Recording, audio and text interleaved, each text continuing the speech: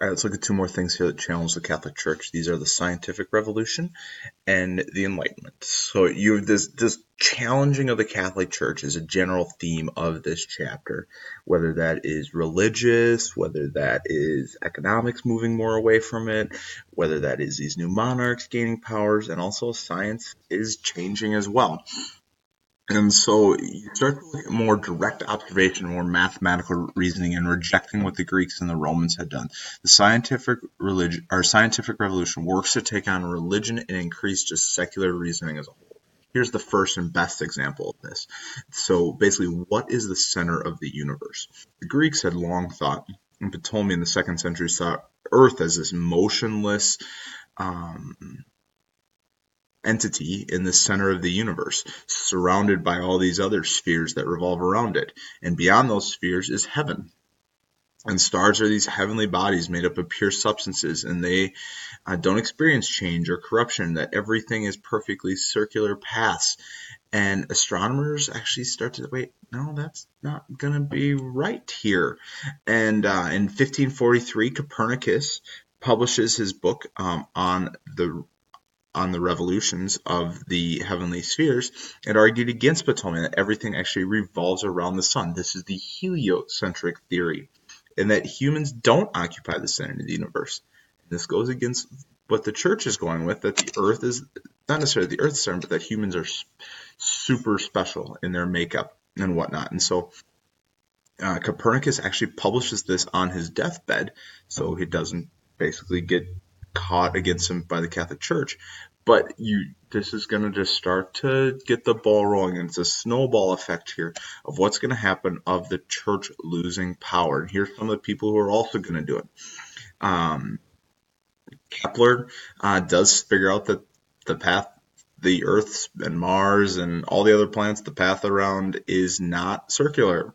Galileo big time goes against this. He improves upon the telescope, and he sees spots on the moon and the sun that they aren't perfect. There's mountains on the moon, and there's 4 moons of Jupiter, and he actually figures out the universe is huge. And it goes, and he made an observation about the laws of motion, and it goes against Aristotle. Church calls it heresy. They put Galileo on house arrest, and he starts writing under a pen name so he can get all of his teachings out there. Newton is by far, I would say, your biggest one of this time period. Newton is a mathematician. He's a scientist. He basically is the founder of modern day physics and calculus. You could make a pretty good argument he is the smartest human to ever live, with maybe Einstein as your other one thrown in there, especially in European traditional places. He's huge. He's from England. Laws of gravity, laws of motion, tides in the ocean. I mean, he's absolutely massive. You do have some people against it here, though, as well. With Harvey, scientists believe that men were actually perfect and that women were inferior. That's not right. So one of your primary women here against her is Emily de Charlotte. She is French. She is fluent in 6 languages by the age of 12. Dad is providing her tons of education. Basically takes Newton's work and make it more readable for everybody.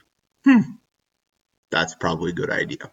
And so as a whole, the scientific revolution here, just more growth, observation. We're not going to rely on the Greeks and Romans anymore. The last challenging of the Catholic Church is definitely in the Enlightenment. The Enlightenment is a huge political movement. You should know these Enlightenment ideas: individual freedom, separation of powers. In other words, one person shouldn't have all the power. The social contract, that people do have the right to rebel, and the government's job is to protect people's rights at the same time. Weaken religious authority, and rationale and logic. Less religious thought in political decisions. Could there be some? Yes. And that really kind of depends on who your Enlightenment thinker is here. You have some major ones up here. You have Locke, who went against divine rights. That really shouldn't surprise you. Look at the time period. Oh, he's alive right during the English Civil War. Montesquieu is writing about political liberties and also about Separation of Powers. He's French. Voltaire is also French. He writes and just makes fun of he writes satirically and makes fun of the French monarchy and the Catholic Church the entire time. He would have been perfect for things like Saturday Night Live. He just would have been perfect for that. And basically, these ideas are going to start to spread. But here's one thing that's going to happen. Most of the Enlightenment thinkers think that still women. No, you are still less. You're still less. But Parisian women, so women from or Parisian aristocratic women, are going to support this movement through hosting salons. And I want you to think of a salon like Barnes and Noble meets a sports bar.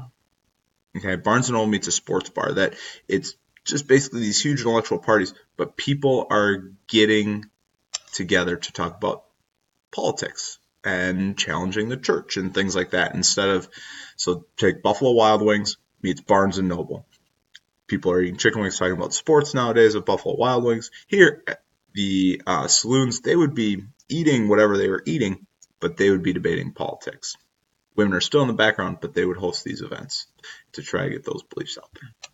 What should you know from here? Hey, heliocentric theory as opposed to geocentric theory. Geocentric is what Ptolemy is, Earth-centered. You should know, especially Newton and Galileo here, and then just you need to know the Enlightenment ideas.